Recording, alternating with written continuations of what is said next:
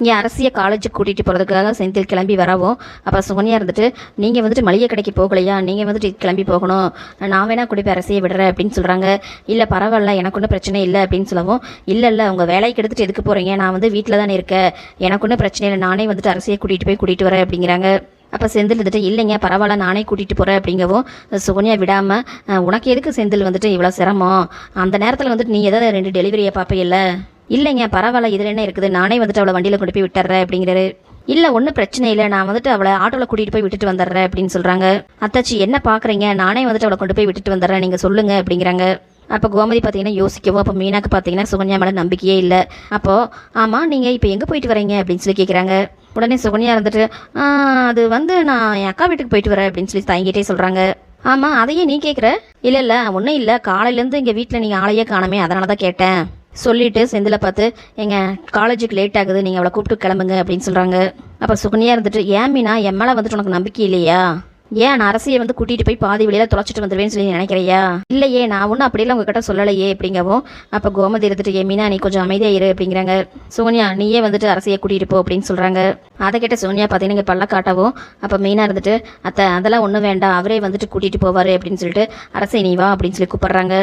ஏண்டி மீனா அதான் வந்துட்டு சோனியாவே கூட்டிகிட்டு போகிறேன்னு சொல்கிறாள்ல, நானும் இவ்வளோ வந்துட்டு வீட்டில் தானே இருக்கோம், அதனால் நாங்களே வந்துட்டு இவ்வளோ மாற்றி பார்த்துக்குறோம், இதில் எதுக்கு தேவையில்லாமல் மற்றவங்க வேலையை கெடுக்கணும், ஏமா சுகன்யா நீ வந்துட்டு இவ்வளோ கூட்டிகிட்டு போகுமா அப்படின்னு சொல்லவும் சரிங்க அத்தாச்சி அப்படின்னு சொல்லிட்டு வா அரசி போகலாம் அப்படின்னு சொல்லிட்டு கூட்டிகிட்டு கிளம்புறாங்க சுகன்யா. அதுக்கப்புறம் கோமதி பார்த்தீங்கன்னா சரி செந்தில் நீ வந்துட்டு கடைக்கு கிளம்பு அப்படின்னு சொல்லிட்டு அங்கிருந்து போகிறாங்க. ஆனால் இங்கே மீனாக்கு மட்டும் சுகன்யா மேலே கொஞ்சம் சந்தேகமாகவே இருக்குது. அப்போ செந்தில் இருந்துட்டு ஏன் மீனா அம்மா வந்துட்டு ரொம்ப பாவம் இல்லை, அவள் மீனா வந்துட்டு ஆமாம் அப்படின்னு சொல்லிட்டு யோசிச்சுட்டு நிற்கிறாங்க. அது சரி மீனா நீயே வந்துட்டு எதை யோசிச்சுட்டே இருக்க, என்ன விஷயம் அப்படின்னு சொல்லி கேட்குறாரு. இந்த சோனியா சித்தியோட வந்துட்டு அரசியை காலேஜுக்கு அனுப்புறது வந்துட்டு எனக்கு சரியா படலை. ஏன் மீனா அப்படி சொல்கிற, இல்லைங்க வந்துட்டு ஏதோ தப்பாக இருக்குது.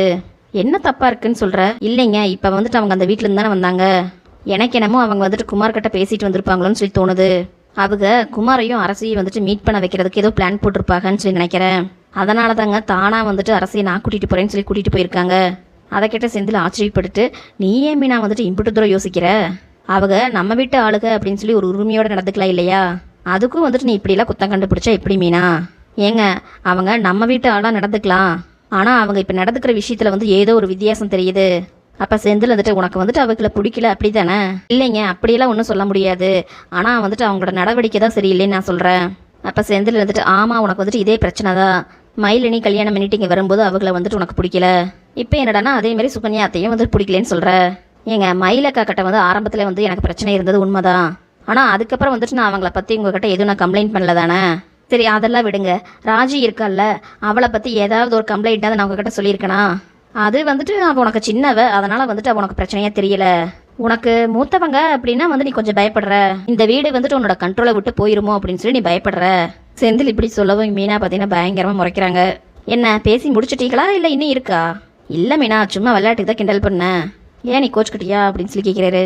கோச்சுக்கெல்லாம் இல்லை, சரி ஒரு 5 நிமிஷம் நீங்கள் இருங்க, நானும் உங்கள் கூட வரேன், நம்ம 2 பேரும் வந்து அரசியோட காலேஜுக்கு போகலாம். ஏன் எதுக்கு மீனா, இல்லை குமார் அங்கே வரானான்னு சொல்லி பார்க்குறதுக்கு. ஆட அதெல்லாம் ஒன்றும் வரமாட்டான் மீனா, ஏங்க அதெல்லாம் வந்து நம்ம அங்கே போய் முடிவு பண்ணிக்கலாங்க.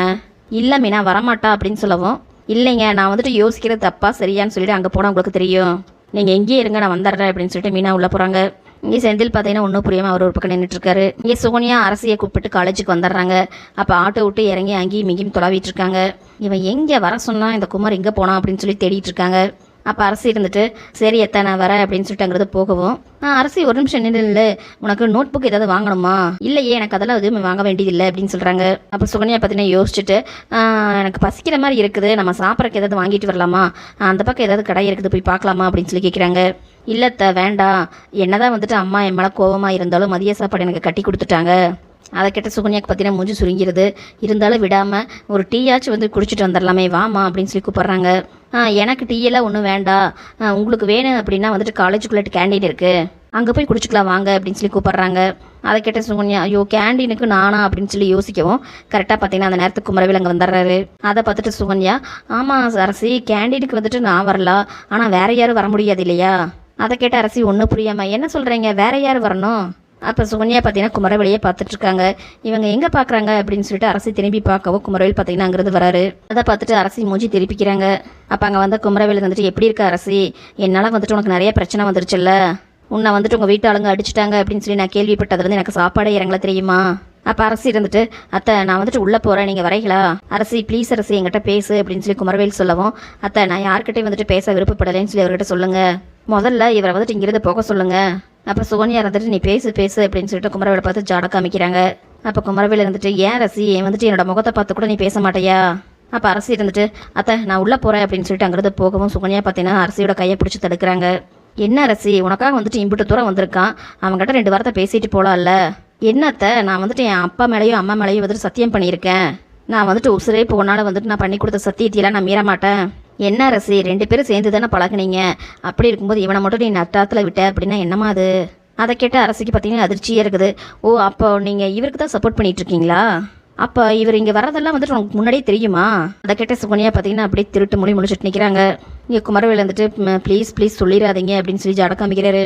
அப்போ அரசி இருந்துட்டு சொல்லுங்கத்த நான் உங்களை தான் கேட்குறேன், நீங்கள் தான் வந்துட்டு இவரை வர சொன்னீங்களா அப்படிங்கவும், அச்சாச்சா அப்படிலாம் ஒன்றும் இல்லை, இவன் இங்கே வந்ததுக்கு எனக்கு வந்துட்டு எந்த சம்மந்தமும் இல்லை, என்கிட்ட கேட்டிருந்தா நான் வந்துட்டு அவன் இங்கே வர வேண்டான்னு சொல்லியிருப்பேன், ஆனாலும் வந்துட்டு மனசு கேட்காம தான் உன்னை பார்க்க வந்திருக்காங்க. பாவம் அவன்கிட்ட நீ தான் 2 வார்த்தை பேச. இல்லை நான் பேச மாட்டேன், ஒரு வார்த்தை கூட நான் பேச மாட்டேன் அப்படின்னு சொல்லிட்டு அரசி அங்கிருந்து போகவும் இங்கே குமரவேல் பார்த்தீங்கன்னா ஆப்போசிட்டில் வந்து கையை கட்டி மறிக்கிறாரு. ப்ளீஸ் அரசி என்கிட்ட பேசு அரசி அப்படிங்கிறாரு. அப்போ அரசி இருந்துட்டு இங்கே பாருங்கத்த வந்துட்டு இப்படி பண்ண வேண்டாம்னு சொல்லுங்கள், எனக்கு வழிவிட சொல்லுங்கள். இவங்க இப்படி பேசிகிட்டு இருக்கவும் கரெக்டாக பார்த்தீங்கன்னா செந்திலும் மீனாவும் அங்கே வராங்க. இங்கே செந்தில் வந்து வண்டியை பார்க் பண்ணிட்டு இருக்கவும் மீனா பார்த்தீங்கன்னா இவங்களை பார்த்துட்றாங்க. அப்போ குமரவேல் இருந்துட்டு ப்ளீஸ் அரசி ஒரு 5 நிமிஷம் மட்டும் என் கூட பேசு அரசி, அதுக்கப்புறம் நான் வந்துட்டு உன் வழியில் வரவே மாட்டேன். இங்கே அரசி இருந்துட்டு புரிஞ்சுக்கோங்க நான் வந்துட்டு பேசவே மாட்டேன் அப்படின்னு சொல்லி சொல்கிறாங்க. இங்கே செந்திலும் மீனா 2 பேருமே பார்த்தீங்கன்னா அதை பார்க்குறாங்க. அவங்க அத்தை வந்துட்டு ரொம்ப அப்பாவி, அவங்க ரொம்ப நல்லவங்க அப்படின்னு சொன்னாங்களே, இங்கே பாருங்கள் அவங்க என்ன வேலை பார்த்துட்டு இருக்காங்கன்னு சொல்லிட்டு மீனா இப்படி சொல்லவும் செந்தில் பார்த்தீங்கன்னா இதெல்லாம் பார்த்துட்டு பயங்கரமாக கோவப்படுறாரு.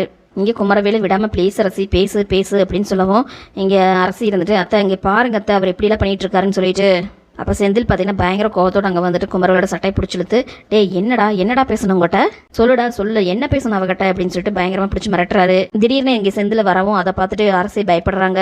இங்கே சுகன்யாவுக்கும் பயங்கர அதிர்ச்சியாக இருக்குது, அவங்க ஒரு பக்கம் மிரண்டு போய் நிற்கிறாங்க. அப்போ செந்தில் பார்த்தீங்கன்னா குமரவேலோட சட்டை பிடிச்சி உலுக்கி சொல்லுடா அவகிட்ட என்ன பேசணும் அதை எங்கிட்ட சொல்லுடா அப்படின்னு சொல்லி கத்துறாரு.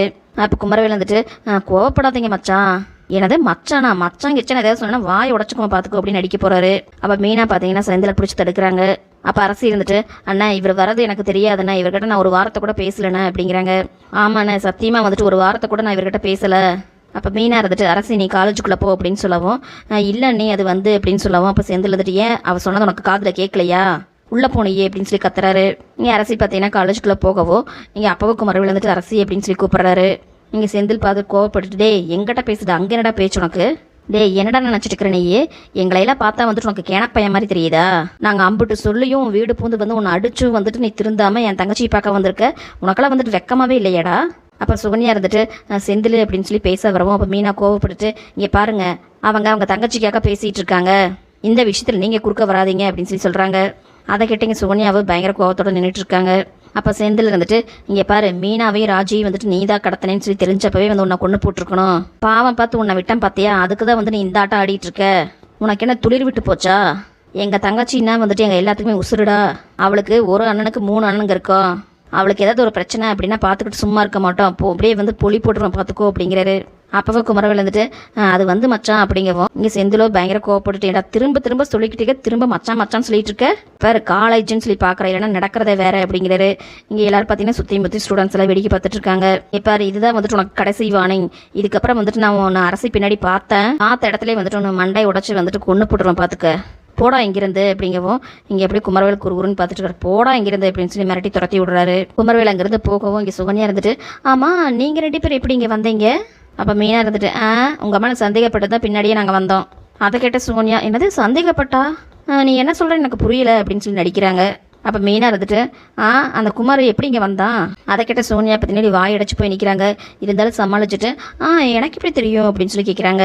இங்கே செந்திலுக்கோ பயங்கரமாக கோவம் வருது, மீனாக்கு அதுக்கு மேலே கோவம் வருது. இங்கே பாருங்கள் பொய் சொல்லாதீங்க, நீங்கள் தானே வந்துட்டு அவனுக்கு ஃபோன் பண்ணி வர சொன்னீங்க. அதை கேட்ட சோனியா பற்றினுடைய வாயில் கையை வச்சுட்டு ஐயோ என்ன மீனா நீ இப்படிலாம் பேசிகிட்டு இருக்க, நான் இதுக்கு வந்துட்டு குமார் இங்கே வர சொல்ல போகிறேன், உங்கள் அக்கா மகனுக்கு ஊருக்குள்ளே யாரும் வந்துட்டு பொண்ணு கொடுக்க மாட்டேங்கிறாங்க, அதனால தான் வந்துட்டு அரசியை கட்டி வைக்கலாம்னு நினச்சிட்டே போல. இங்கே பாரு மீனா இப்படிலாம் வந்துட்டு நீ என்கிட்ட தப்பாலாம் பேசுகிறவளை வச்சுக்காத. ஓ நான் பேசுறது வந்து உங்களுக்கு தப்பாக இருக்கா, நான் பேசுகிறது தப்பாக இருக்கா இல்லை இப்போ நீங்கள் நடந்துட்டு இருக்கிறதெல்லாம் உங்களுக்கு தப்பாக இருக்குதா. ஏங்க வீட்டில் வந்துட்டு இருக்கிற பிரச்சனை போதாதாங்க, ஆனால் நீங்கள் என்னடா நான் வந்துட்டு இருக்கிற பிரச்சனையெல்லாம் வந்துட்டு பெருசாக்க பார்க்குறீங்க. அப்போ சுகன்யா இருந்துட்டு இங்கே பாரு, நீ வந்துட்டு என்னை தப்பாக புரிஞ்சுக்கிட்டு இருக்க. ஆமாம் ஆமாம், மற்றவங்க எல்லாரும் வந்துட்டு உங்களை தப்பாக தான் புரிஞ்சுக்கிட்டு இருக்காங்க. நான் மட்டும்தான் உங்களை தப்புன்னு சொல்லி சரியாக புரிஞ்சு வச்சுருக்கேன். நீங்கள் வந்துட்டு சும்மாவே இருக்க மாட்டீங்களா? நம்ம வீடு என்னமோ அங்கே பற்றிக்கிட்டு எரிஞ்சுக்கிட்டு இருக்குது. அதில் உங்களுக்கு என்னங்க குளிர்காதையில் வந்துட்டு அவ்வளோ சந்தோஷம். உடனே பார்த்தீங்கன்னா சுகன்யா அப்படியே கண் கலகரமாக நடிச்சுக்கிட்டு, பாரு செந்தில், உங்கள் பொண்டாட்டி மீனா எப்படிலாம் பேசுதுன்னு பாரு. அப்போ செந்தில் வந்துட்டு, மீனா பேசலை, ஒன்றும் தப்பு இல்லையே. அதை கேட்ட சுகன்யா, ஓ நீயே வந்துட்டு இவ பக்கமா, அப்போ நீங்கள் 2 பேரும் சேர்ந்து வந்து என் மேலே பழி போடுறீங்கல்ல, இதெல்லாம் வந்துட்டு ரொம்ப பெரிய தப்பு அப்படிங்கிறாங்க. குமாரா தான் வந்துட்டு இங்கே அரசிக்கிட்ட பேசுறதுக்கு வந்தான்.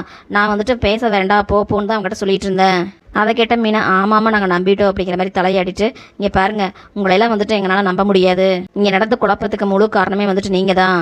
இதை வந்துட்டு நான் மாமா கிட்ட சொல்கிறேன் இருங்க அப்படின்னு சொல்லி மிரட்டுறாங்க. அதை கேட்ட சுகன்யா பார்த்தீங்கன்னா, நீ வந்துட்டு எதுக்கு வந்துட்டு ஒன்றும் இல்லாத விஷயத்தை வந்து இவ்வளோ பெருசாக்கிட்டு இருக்க. அதை கேட்ட மீனாக்கு பார்த்தீங்கன்னா இனிமேல் கோவம் வருது. எனது ஒன்றும் இல்லாத விஷயமா? இங்கே பாருங்க, என்னை வந்துட்டு பேச வைக்காதீங்க. உங்களுக்கும் எனக்கும் உள்ள உறவு முறையை வச்சு நான் உங்களுக்கு மரியாதை கொடுத்து இதுக்கு மேலே வந்துட்டு உங்ககிட்ட பேச வேண்டாம்னு சொல்லி நினைக்கிறேன். ஆனால் இப்போ இங்கே நடந்துச்சுல்ல, இது எல்லாத்தையுமே வந்து நான் கண்டிப்பாக நம்ம வீட்டில் போய் மாமா கிட்ட சொல்லுவேன். அப்போ சோனியா வந்துட்டு கண் கலங்கிட்டு, இல்லை மீனா, நீ வந்துட்டு என்னை தப்பாக புரிஞ்சுக்கிட்ட. அதே மாதிரி வீட்டு ஆளுங்களும் வந்துட்டு அப்படியே புரிஞ்சுக்கணும்னு சொல்லி நினைக்கிறையில்ல. சரி, நீ என்ன நினைக்கிறையோ அப்படியே போய் வீட்டில் சொல்லு அப்படின்னு சொல்லிட்டு இங்கே பார்த்தீங்கன்னா அழுகிற மாதிரி அழுதுட்டு கண்ணை தொடச்சிட்டு ஆட்டோவில் ஏறிட்டு நான் வண்டி எடுங்கண்ணே அப்படின்னு சொல்லிட்டு கிளம்பி அங்கிறது போகிறாங்க. அவங்க அங்கிருந்து கிளம்பி போனதும் மீனாக இருந்துட்டு, பார்த்தீங்கல்ல பண்ணுறதெல்லாம் பண்ணிட்டு இப்படி நீடிக்கு நீர் அடிச்சுட்டு போகிறாங்க.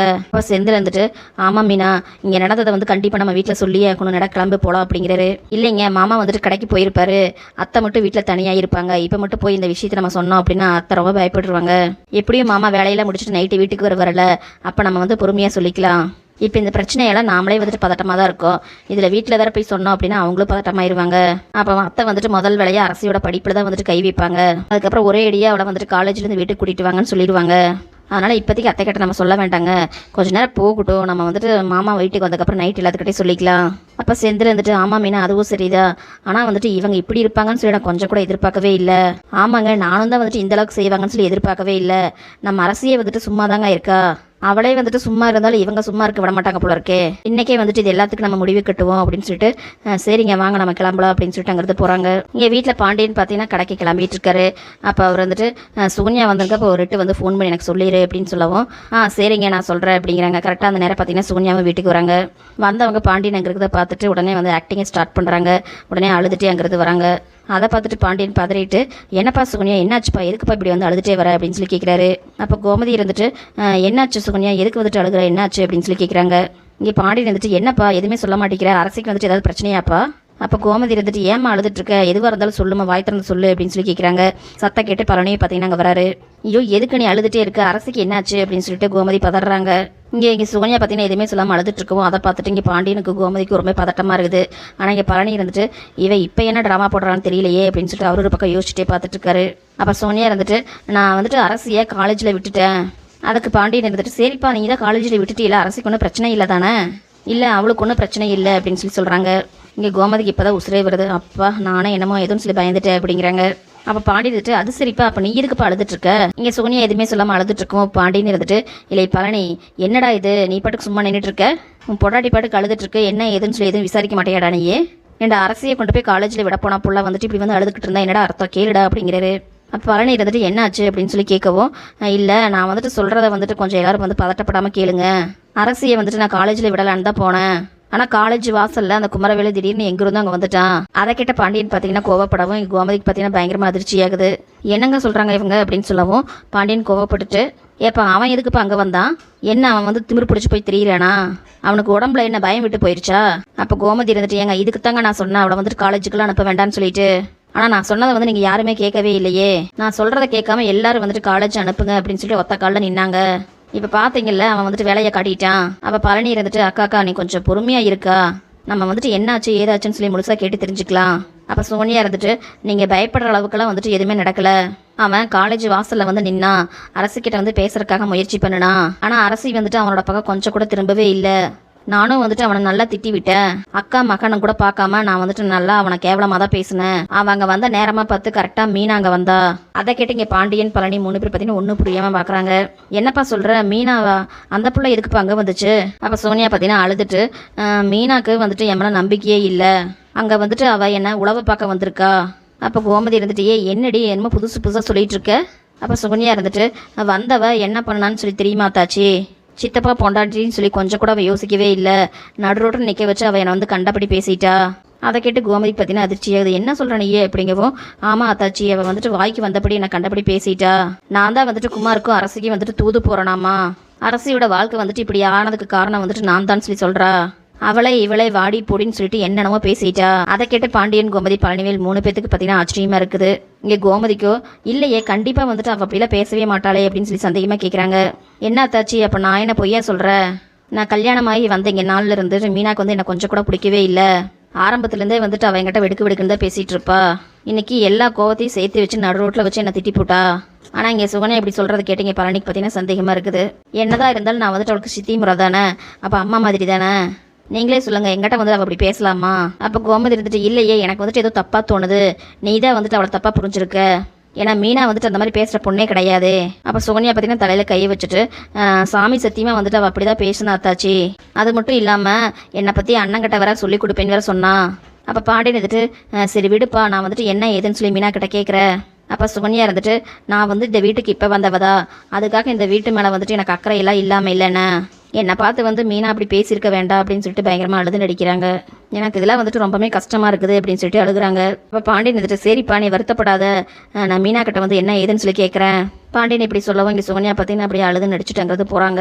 அப்போ கோமதி இருந்துட்டு, அவள் அழுதுகிட்டே போடா போய் சமாதானப்படுத்துடா அப்படின்னு சொல்லவும் பழனி பார்த்தீங்கன்னா பின்னாடியே போகிறாரு. இங்கே ரூம்குள்ளே வந்த சுகன்யா பார்த்தீங்கன்னா அப்படியே ஹாயாக வந்துட்டு ஒன்றுமே தெரியாத மாதிரி உட்காந்துக்கிறாங்க. அவள் பின்னாடியே பழனி வர சத்தம் கேட்டு மறுபடியும் அழுகிற மாதிரி நடிக்கிறாங்க. இங்கே பாண்டியன் பார்த்தீங்கன்னா பயங்கரமாக கோவப்பட்டுட்டு, கோமதி, உங்கள் அண்ணன் என்னமோ வந்துட்டு அவனை கண்டிச்சு வைக்கிறேன்னு சொல்லி சொன்னாங்க, இதுதான் வந்துட்டு அவங்க வந்து கண்டிச்சு வைக்கிற லட்சணமா? பாண்டியன் இப்படி கோவப்படவும் கோமதி இருந்துட்டு, சரி இருங்க நான் போய் அவர்கிட்ட கேட்குறேன். இல்லை நீ எல்லாம் ஒன்றும் போய் அவங்க கிட்ட கேட்க வேண்டாம், இந்த பிரச்சனை என்ன ஏதுன்னு சொல்லி நானே பார்த்துக்கிறேன். பேச வேண்டியவங்க கிட்ட பேசுகிற மாதிரி பேசுனா அவங்க ஆடாமல் இருப்பாங்கல்ல. அப்போ கோமதி இருந்துட்டு, எங்க சொன்னா கேளுங்க, சண்டை எதுவோ போட்டுறாதீங்க. பாண்டியன் இருந்துட்டு, அதை நான் பார்த்துக்கிறேன் அப்படின்னு சொல்லிட்டு கோவமாங்கிறது கிளம்பி போறாரு. இங்கே சோனியா போட்ட நாடகத்தை வீட்டில் எல்லாரும் நம்புவாங்களா, இல்லை மீனா வீட்டுக்கு வந்ததுக்கப்புறம் சோனியாவை பற்றி சொல்லி அவங்களோட வேஷமெல்லாம் கிளைய போகுதா அப்படிங்கிறது எல்லாத்தையுமே நம்ம அடுத்தடுத்த எபிசோட பார்த்து தெரிஞ்சுக்கலாம். நம்ம வீடியோ பிடிச்சிருந்தா லைக் பண்ணுங்க, மறக்காம நம்ம சேனலை சப்ஸ்கிரைப் பண்ணி சப்போர்ட் பண்ணுங்க மக்களே. நன்றி.